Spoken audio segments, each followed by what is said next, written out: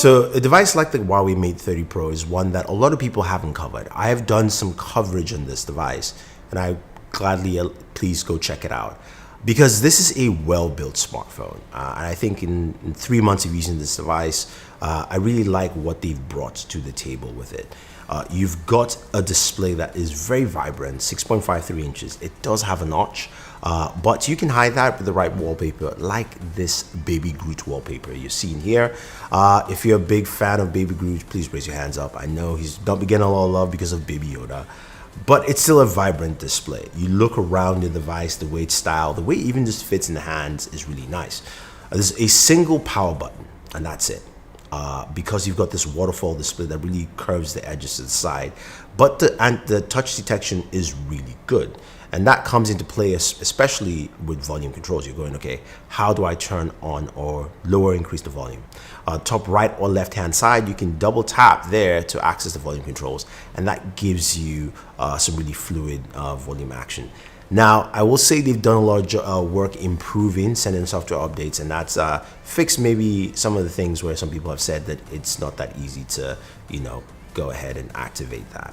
But because of the waterfall display and the fact that this device recognizes both the display as being 2, with of course the side as 1, this gives you a remappable area, and I like that fact that we have that, because when it comes to gaming, this allows you to use that as triggers. So playing games like PUBG Mobile, where of course using triggers is really important, makes sense, or Call of Duty Mobile, it makes a whole lot of sense to have that. And I like that you can remap it. It's pretty easy, it's very self-explanatory, and again, it's them using what they've done here with design.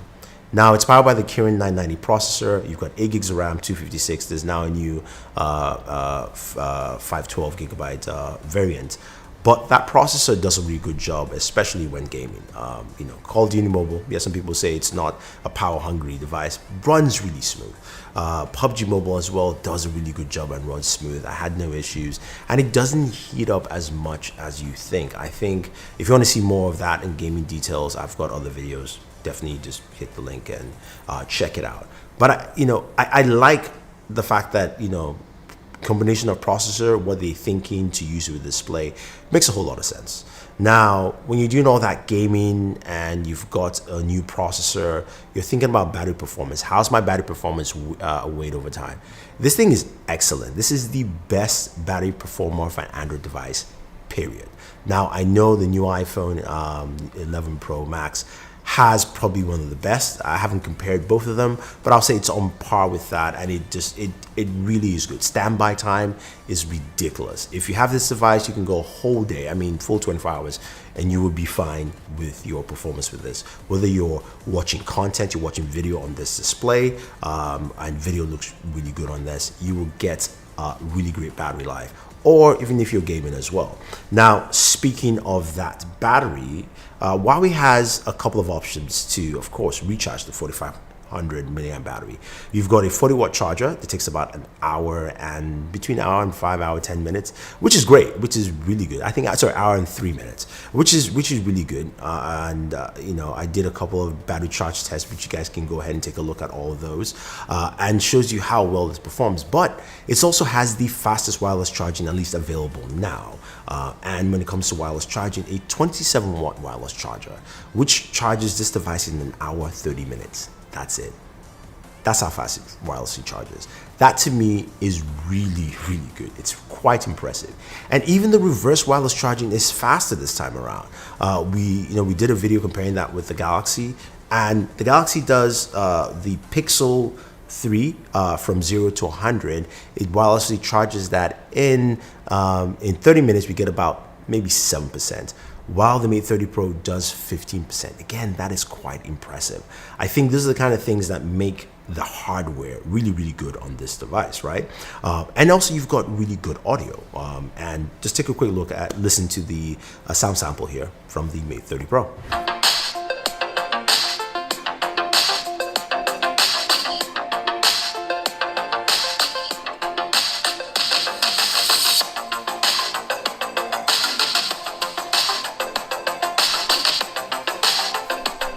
So when you think about a device like this, hardware is very important, right? When you think about smartphones and using it, using it for about 3 months, I've experienced some really good visuals. I've experienced really good gaming performance, which is what I like to do a lot.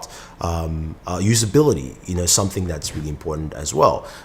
We know that this doesn't come with Google services here, as also in China, because also this device is not available in the US.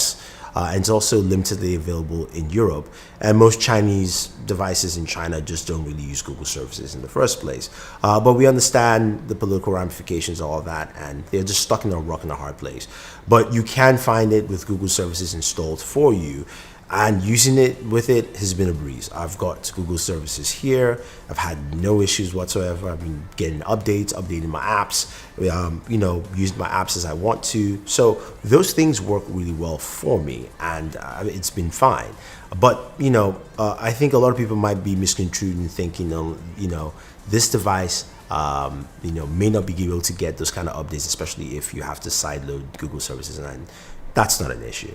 Now, the big thing, of course, is the camera. New camera modules, 2 RYYB sensors, an ultra wide, and you've got one of the things I was really impressed with the camera is the improved video. Video looks much better this time around. Better stabilization, better colors. So when you're recording video, you get a really good, especially 4K 60 also looks really good on this. But here's the thing. What about photos? Now, I do a camera video with my buddy Manuel, and I was supposed to do one on this device separately. I couldn't because I had a lot of technical issues. So we've combined it with this video, and I'm gonna pass that on to Marion so you can see what he talks about with the camera. But before we get there, I've got to say the hardware itself on the Mate 30 Pro is fantastic. I want to see why we continue this. Hopefully software things get fixed, of course, with the Google Play issues, but I like what I'm seeing here. Now let's see how well the camera does in taking photos, because there's a lot of competition here, and then we'll round up this video. I have my buddy here, Marion. Hello. Yes, and we will be covering the Mate 30 Pro camera. We were supposed to do a full camera review. We kind of did it. I had a lot of technical issues with my audio, so of course that video didn't come out. But there are some things we want to talk about the camera, which I will say has, to be polite, mixed results in a sense. Very much so, yes. Yeah. Shall I? Yeah, go ahead. Yes, so I tested the camera when kite surfing and all of that, did night mode tests and so on. And I want to generally say that the phone itself has a really nice feel to it. Like, the Pro mode is good. The technical information on the files is great. You're shooting DNG, which is a digital negative when you're shooting raw files. All of that is great. The long lens is 8 megapixels, and the shorter lenses are 12 or even 40. 40, you can switch 40 both. 40 both of them. Yeah. Okay, yes. So, and the files that are coming out of the 8 megapixel long lens are great, RGB files. The 2 sensors for the regular lens as well as the wide angle lens are RYYB sensors. Mm-hmm. So once again, as in the beginning of this year, you're a little bit in trouble when you're shooting raw files with color calibration, because technically you'd have to go ahead and shoot a color card and then have a profile that you put on your files. But all of this is very complicated. Once you get into the Pro mode, into the raw file shooting, you're actually stuck with a white balance that is far off. But that's not the worst problem. The worst problem is actually that the raw files are not really raw files. Basically what's happening is that the RYYB files are being converted into RGB files, and you get basically what they call a raw file, RGB file. But in the middle of it, when the files are being transformed from RYYB to RGB, there's an algorithm as well as artificial intelligence coming in, and Huawei does something what they call demosaicing, something like this. And basically what happens is that all the raw files from those 2 lenses, except the long lenses, look really, really bad. So you zoom in and you expect pixels, as you do when you look at photographs. But in this case, you look at some sort of scenario, it looks a little bit like an oil painting already. So it's not raw files. You don't get raw files out of those big sensors. Yeah. Basically, for me, when I took photos, I had fun with the phone because it has a good feel and editing is fun and all of that. But once I saw this, and once you see it, you can't unsee it. It's in all the files. basically it made the phone useless to me. Yeah.